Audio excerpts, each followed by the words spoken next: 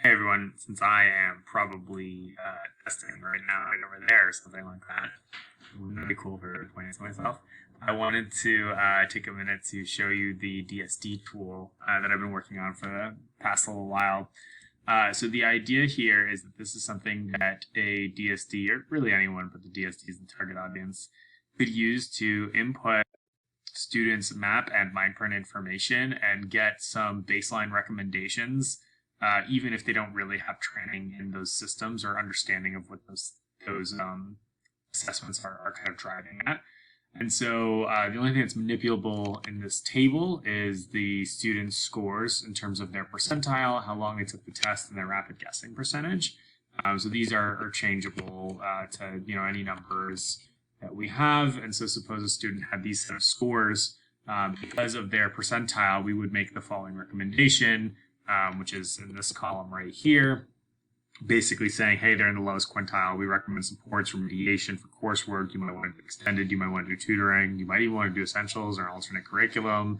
And then there's also a test time indicator is a common concern for both parents and for administrators that like, hey, maybe the kid didn't take this test very seriously. And in this case, the student guessed a fair amount. We do think it's possible that it's not fully reflective of their abilities due to rushing, but not deeply alarmed. On the other hand, with this, fake reading score that I came up with, this kid scored really well. They're ahead of their peers grade level. We don't have any particular recommendations. They might be a candidate for honors classes. They did actually end up guessing a lot, which is sort of bizarre for this scenario. But because of those huge amount of guesses, we think that it's actually quite likely that the students' reading scores don't fully reflect their academic abilities. And so they should be considering other resources. And we can fiddle with these numbers kind of in any which way, showing different percentiles that students are scoring in and what the implication of that is. And then we can mess around with the durations to show, hey, a kid took this long on the test and had this many guesses. We're really concerned about it. So that is the basic of the map side of the tool here. If you have questions, I'm available. I'll answer them. If not, Kim has seen this like a bajillion times, and she could probably tell you things about it. Let me hop over to the Mindprint one and show you what this one looks like, though.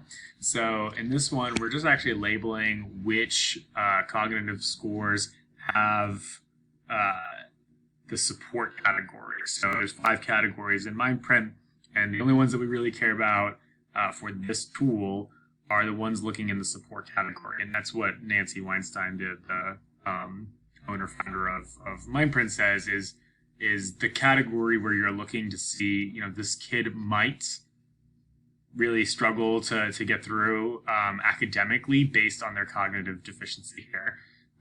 Deficiency is not the right word, cognitive weakness. I almost want to restart at that point. But yeah, just that difference there is the thing that is getting in the way for that student. So let's say that this student had like abstract reasoning and working memory and motor speed as their struggle skills. That's, a couple skills, so they're sort of across the board. This is not, it's something that teachers and administrators need to pay attention to, but in terms of recommendations, I'm just sort of wary that they may struggle with classes in general. They might need some mastery sessions. They might have some struggles with executive functioning. Not too worried about their study skills because they have decent memory. Not too worried about their community skills because we haven't seen them kind of, at least from a cognitive standpoint, this is about behavior.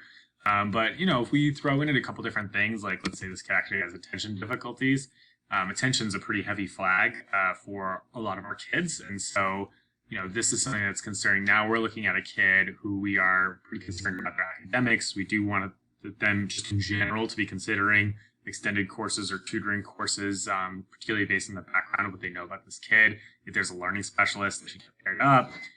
We also recommend that the student should take an executive skills class, or at least we should be very cautious or intentional about what we're doing with our CAFE schedule and how that's getting set up. We also have a couple indicators for possible like social emotional struggles as well. And then, this comes out with a lot of different results, like kid that's struggling in memory is just going to get, this sort of like study skills recommendation flag and so on and so forth. So that's basically what this tool does. That is, it's an input algorithm thing. For now, this is just an Excel sheet that has that information that you can put in. It's not integrated or linked into anything, that'd be wonderful. And I don't think it would be too hard to transfer. From a logic perspective, it's the systems part that, of course, gets in the way of doing that. That's the tool. Hope you enjoy checking it out.